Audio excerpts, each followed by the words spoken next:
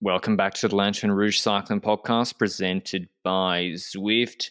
Benji and I are back in situ in Andorra and Belgium for the Giro d'Italia Stage 4 2022 recap. The first mountaintop finish of this year's Giro, up to Mount Etna, a different side. There's like 6 different sides, and it's a long, steady, old climb. 170k stage, 23.3k, 6% climb, but very steady.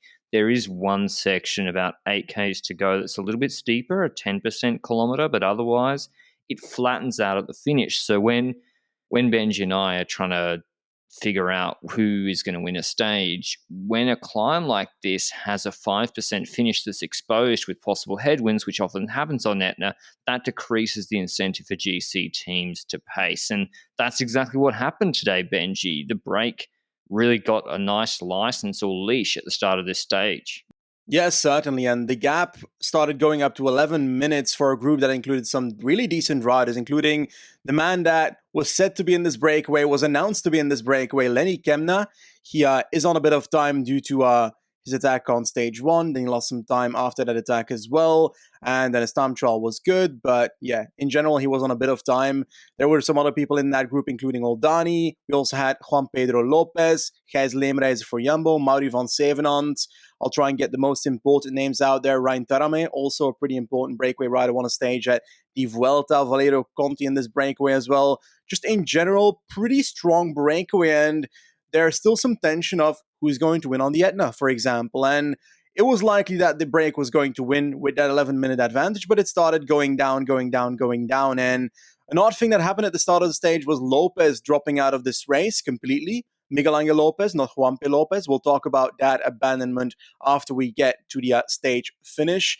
But also next to that, we had a crash that included Simon Yates, and it looked like he went to the medical car to check his knee or something. Yeah, I think he touched down. He didn't end up losing time on this stage, but yeah, not great. He was at the end of that group. But yeah, it was a breakaway stage from the start. Valerio Conti, you'll remember from stage 5, I think at the Giro 2020, he was in a similar early break. And I remember he was getting an asthma puffer from the car, and he got very, very angry that the camera was showing it, and it was like a Streisand effect live on TV. He was like, "Get away!" Trying to get rid of it. It's like, what are you doing? Like, you're allowed to use it. Like, now you've made a big fuss about nothing. So that's what I remember. But yeah, he got dropped today. Anyway, so it didn't matter. But before we get into the meat of this Etna climb, mention our show partner Zwift. I was happy to get back to Andorra already on this Etna stage. I just went on nothing too crazy. Went on Tempest Fuji and just spun for the entirety of this climb. It was really great. I was missing it when we were away, actually. It was like last year, sitting back and just doing nothing, watching the stages. It was great to spin the legs and actually feel a bit better, get that endorphin hit as the stage is going on before the podcast. But have you Zwifted yet as you've returned, Benji? I'm afraid not yet, but I do have the plans to do so in the evening. I ended up having a bit of a recovery moment after being awake for 35 hours when it comes to my return to Belgium. But hey, I'm looking forward to doing it again. I am straight up in that losing weight moment. We've lost weight in Budapest as well, and I want to keep that up, and I want to keep that going to, get as much in shape as possible. If you want to check out Zwift, you can go to Zwift.com for a free 7-day trial through the link down below. But this break was winning 10 minutes, 8 minutes. The GC riders had no incentive to bring it back with this climb, and I think there was supposed to be a headwind in some sections on the top as well. So it was going to be the break. So the question was, we do have some small GC gaps. So for riders like Van Zevenand, like Lopez, who are ahead of Kemna on GC, who was the short favourite in the live markets to win the stage, the question is, okay, you might not win the stage, but you can take pink, and you can carry that if you're a half-decent climber all the way to Blockhouse on stage 9 and get yourself the best part of a week in pink, like Polence in 2017, like Demarchi last year. And so that was the tension of this. And at the base of it, we saw what we expected. This was like in the Bardet Vuelta stage when the worst climbers try and get ahead on the shallow gradients. Oldani, Benji. But he was going pretty well. Like, he took a minute. At what point, I always think this, if you were a DS in the car, would you have got nervous at any point about Oldani, or would you be thinking 15 Ks left of a long climb, zero concern? I think with this climb itself, there was not necessarily that much concern, but if he gets a minute, it can become a problem. And with Oldani, he's also not as bad as a climber as, for example, my Dutch commentator was saying on TV. Like they were saying, "Oh, this guy, he's like a pure sprinty type," but this man can climb. I think wasn't he like top three at a hill stage at some point in history in the Giro as well? At some He's a point, climby, sprinty boy. That's who he yeah, is. exactly. It's like a little bit of a low key Colbrelli. Does that make sense? Yeah, kind of. Maybe he's the new Colbrelli, but Jolie ruined him in a sprint. But yeah, he got a minute. Benji is right. There was zero need for concern. What did you see in the dynamic of that group, Benji? The strong guys came to the front pretty early on Etna. Monike Taramai, who won the Vuelta stage last year, or was it Giro? I can't remember. He and Dombrowski swapped, and Dombrowski didn't make this break. Another bad day for Astana, him not making it. He won a stage in the Giro, stage 6 last year. Monike, Kemna, Tarame, Van Servenant, JP Lopez. What did you see in that group, even though they were exchanging turns? Who was the strongest? Who was finessing? What did you see? Honestly, I felt like Tarame was one of the stronger riders in the group, depending on the amount of time that he went to the front, or perhaps he thought he was the stronger rider in that group because he was taking a lot of work on himself. Kemna stayed in second wheel for a bit, but also took some work on himself. And I also want to mention the fact that Gijs Leemreize was at a certain point at the back of the group, looking really bad. Gaps opened up in that group. And then Leemreize just started riding past every single rider one by one towards the front again. So then they had those 5-6 each riders at the front. And it looked like Van Zevenand wanted to indeed try and get that pink jersey. I think Juanpe Lopez also had that idea. And then they started attacking. And I think Juanpe Lopez was the rider that actually got a bit of a gap on that group and started making his way towards Oldani. But behind that, Van Zevenand was the man that was trying to chase it down, right? This is where the Malia Rosa carrot really plays into the group dynamics. JP Lopez is 55 kilos dripping wet. He, in the headwind section at the top, he will lose to Kemna, Tarame, those sort of guys. He had to go on the steeper section, goes past Oldani. Van Servenant behind, it's tough for the man. I mean, he likes pulling people for no reason at the best of times, but now he sees the Malia Rosa going up the road because he's the best placed guy on GC in the group, which is actually a curse. And Kamna's a fucking shark. We saw the old shark getting dropped very early in the GC group. Maybe we'll get Benji's thoughts on that at the end of the pod when we talk about Astana and Lopez. But yeah, Kamna's a shark. Tarame too ain't a fool, and they just sat on him,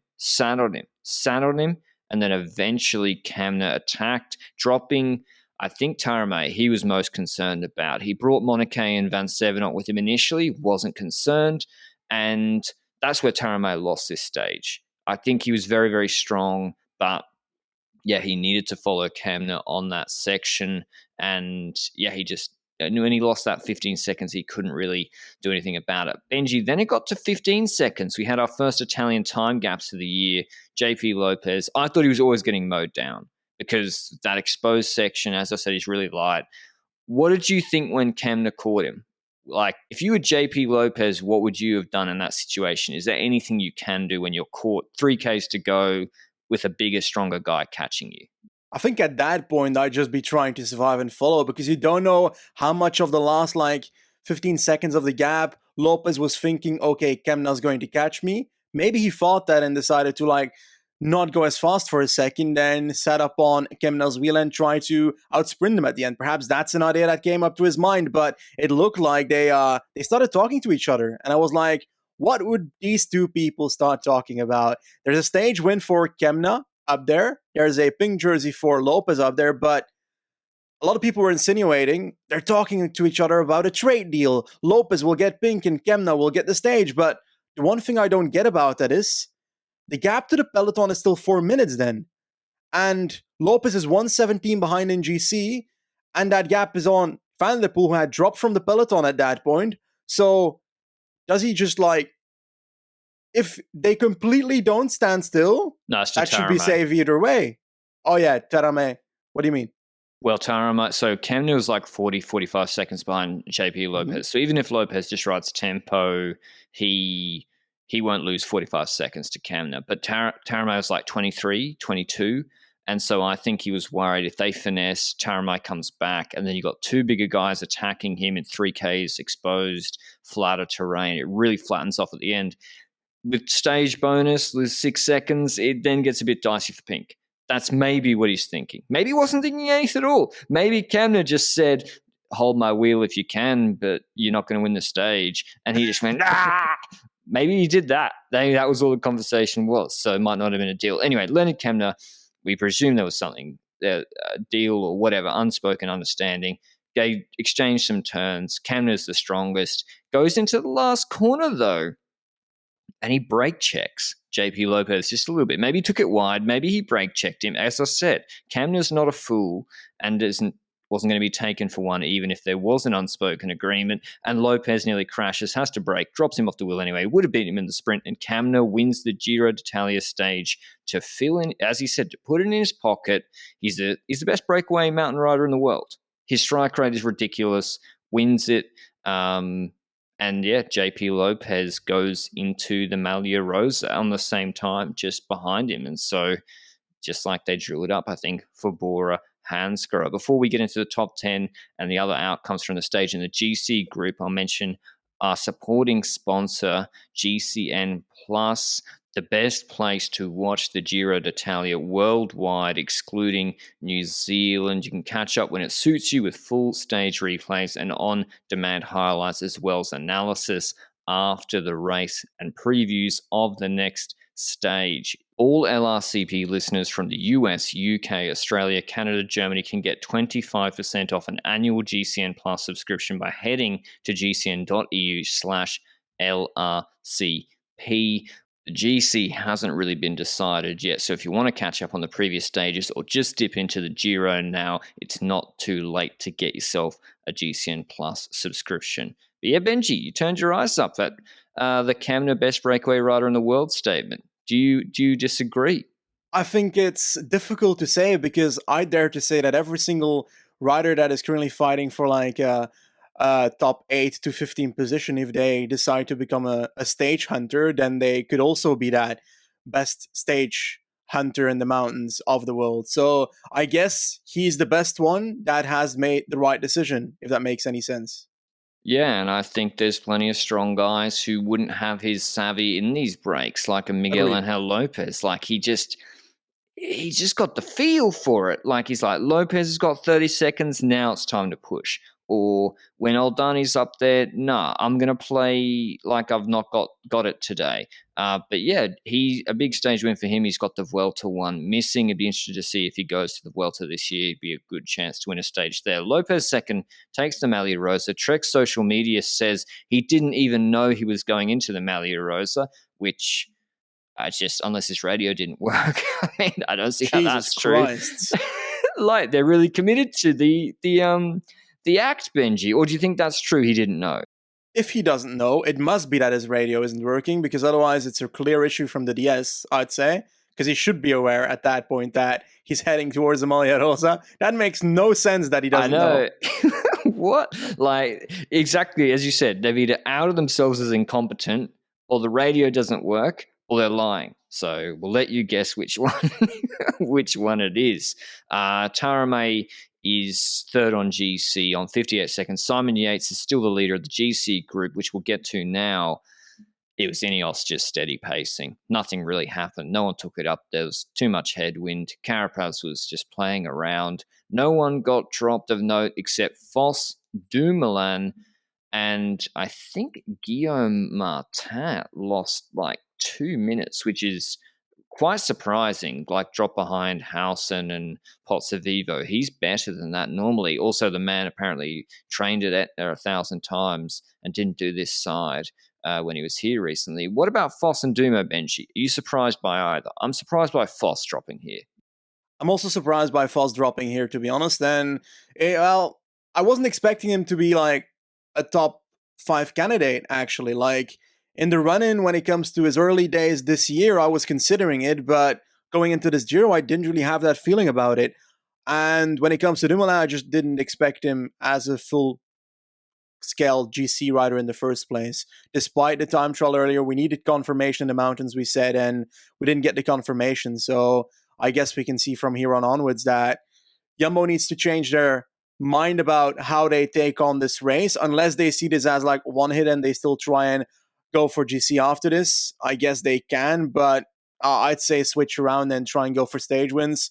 But also, it also highlights the fact that I said a few times that Olaf Koy should have been at this race regardless of his age. And this confirms that even more for me, because he genuinely could compete for a stage win in this flat sprint in this race. And they chose to get an extra mountain GC rider that is Sam Ullman in this race, which I don't have an issue with them picking Sam Ullman perhaps, but having three GC leaders that are not really going to fight for GC, except for Vos, who had some potential of doing so. There I'm like, that's too much, and perhaps Sequoia should have been selected for this. I mean, it's tough, right? Because Dumoulin's presumably on a decent salary. He came over from Sunweb and he was good for a time, and then he took a step away from cycling and he's not been the same since he's come back. His TT's been good, but he can't climb. And if he wasn't Tom Dumoulin, he wouldn't be picked for this race. And that's kind of the burden of, it's a sunk cost fallacy, which you've mentioned before, Benji. It's like, if Olaf Koy was getting paid the same, even if their performances were the same, he'd be here. So it's kind of a chase your losses thing, maybe a morale thing. I don't know. But I agree with you. As you know, as I've said many times, I think sprinters are kind of like NFL running backs, and Cavendish is Frank Gore and the exception to the rule. And I think you want to get them going to as many good races as possible when they're already sprinting well and at a high level at World Tour, which Koy clearly is. But let's talk about Lopez now, Benji. Abandons the race. They say the Astana Twitter, it seemed to have the tweet like drafted Benji already, saying he had an issue with his leg that he picked up, an injury, a tear, 2 days before the Giro. First of all, Benji, do you believe this? Do you believe he's injured? Second of all, because he did an OK TT, second of all, if he is, should he have started? Well, they at least lied at some point, because I swear I saw an article on Willerflits just before the Giro started, I think 2 days before the Giro started, where Lopez stated through a press conference that he was in top form for the Giro. And I think this was like after the supposed hip injury was being put on him. Because if that's 2 days, and I swear the article was the day before, then, well, I'd say that he's either lying now about the injury or was lying then about the top form. Now, I can understand back then you'd be like, let's hide this injury just so that it isn't like obvious that he's injured for the competition and so forth. But it's, I don't know. If he's injured now, I dare to believe I think yes. So. For the I just have an issue with not believing riders on their words a lot of the time. Though, like, there's a lot of riders that say bullshit, but like about injuries, I'm not going to be the guy that says, "Oh, nah, man, your hip is not hurt. Come on, show me a picture in the operation room. I gotta see it. Pixar didn't happen." Nah, I can't say that. But about the whether he should have started, that's a good question. I'm obviously not a doctor, but if it's to the point where, according to that tweet, he couldn't move his leg or couldn't pedal anymore because of the tear in the muscle, well, then it's probably a pretty serious injury, unless it's something that got expanded over the last couple of days, in which then that might not have been obvious beforehand. Yeah, I think it's true, because he got dropped or got in the car. It's not like he got dropped on Etna on a bad day and then was like, actually, I'm injured. He was out of the neutral zone, it seems. So, yeah, he's probably injured. And I don't know, Vinokurov came out recently, I think, and said their finances are all sorted. Lopez has a 2-year deal until 2023. So I've seen no reason why he wouldn't want to continue. He crashed out of the Giro in 2020, can't remember which one. And yeah, there was stage 9 blockhouse, other stages that really suited him here. Hopefully he gets right and he comes back for Tour de France, the Granon Alpe d'Huez stages. He will be absolutely lethal. But yeah, not good for Astana, Benji. Dombrowski not in the break. Nibali got dropped. Hopefully maybe that's a blessing. He can go for stages now, surely, freed of pretending to go for GC. But yeah, it's it's tough with Lopez. You remember I used to call him really consistent. From 2017, he went Vuelta 8th, Giro 3rd, Vuelta 3rd, Giro 7th, Vuelta 5th, Tour de France 6th, although on the Planche de Belfi TT, he went from 3rd to 6th, one of the worst TTs ever in 2020. And then he's gone DNF Giro, where he crashed in the TT, 21 Tour DNF, 20 like last year DNF. I can't remember what happened. I think he came in undercooked and rode as domestic for Mas. And then last year, Vuelta and Movistar. We all know what happened there. What's going on with Lopez, Benji? What would you do if you were Astana with him? Would you build him up for Tour de France GC? They don't really have many other options. Yeah, they don't have many options, but I'm also curious about whether he's already getting paid or not, because that probably has an influence as well on the state of these riders and their willingness to do everything that the team tells them to do, I would guess. Yeah, and I think they're going to go for Lutsenko a little bit, and he probably won't get much support. I reckon he'll just go. If I was him, I'd go for a stage win on Granon, and that a Tour de France stage win, even if you're not doing well in GC, is more than enough to keep you going and your career going into the future. But anyway, that was Lopez. A really big shame. I really liked him for some stages. I want to mention something about Mareshko. Mareshko seemed to have dropped like very early on in today's stage, and I'm curious whether there's something to that, like because he dropped very early, but a lot of sprinters seem to have issues on today's stage. So perhaps there's something with the stage being harder than expected before the Etna started. But I'm curious whether Mareshko actually made the finish line in time. I have no reports yet, but he was in front of the broom wagon for like plenty of kilometers. So yeah, let's hope he's still in the race tomorrow. I mean, sure, that would solve your problem, Benji. If he OTL'd, they'd have to go for MVP in the sprint, but he's going to OTL this Giro at some point. He can't climb the highways too much. Tomorrow's stage, as Benji mentioned, which, I mean, Benji, does he make it to this finish? It's 174 Ks. It just has a 20K, 4% steady climb, smack bang in the first third. And then it's about 80 kilometers of flat after the descent.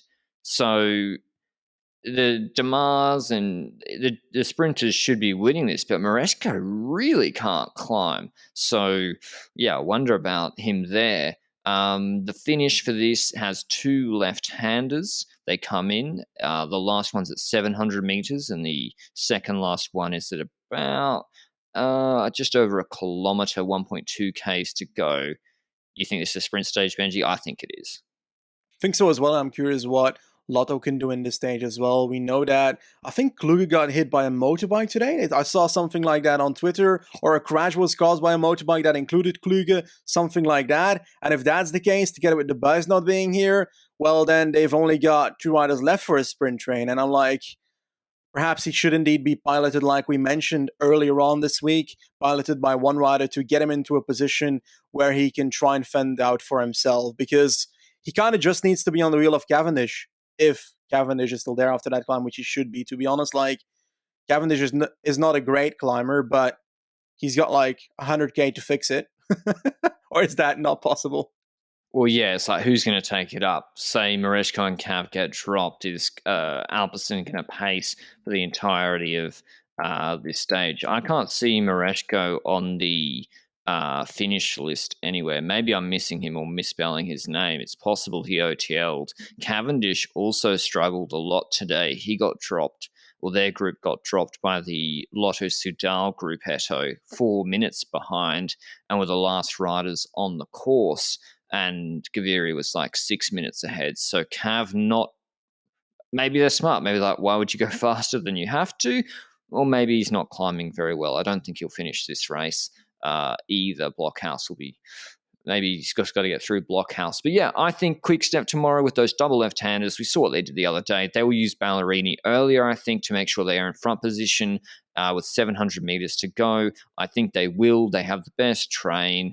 And Lotto, I think Kluge might have struggled or crashed today, or something happened to him as well. They're also another man down, so the clear choice is what Benji just described. They have to just use a pilot, which should be Rudiger Zerlig for Caleb Ewan. And I think Arnaud Demar. I'm going with Cav. Cav 2 in a row. Okay. I can't pick Cav then. I'll go with Ewan for this one. Why not? I think they'll magically fix it. Like, out of He did that nowhere. last year, right?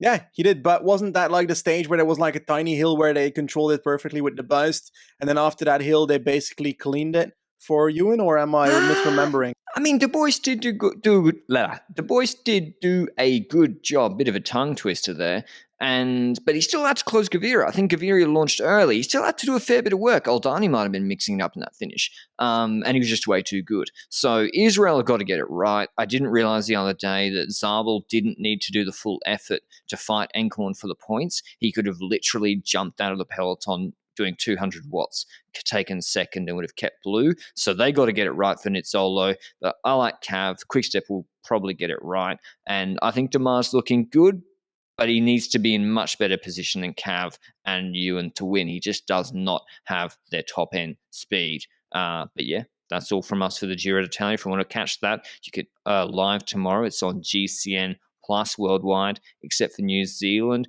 Benji is heading on Zwift. I'm editing a Cav video, and then I might do a double Zwift later. I might meet up with Benji. We like a lot, sort of 10 p.m. Zwift, which is that weird? I don't know. We're weird guys. But that's all from us. Thanks for all your support. We're happy to be back home. Well, I am at least. And we'll see you at Stage 5 recap tomorrow. Ciao.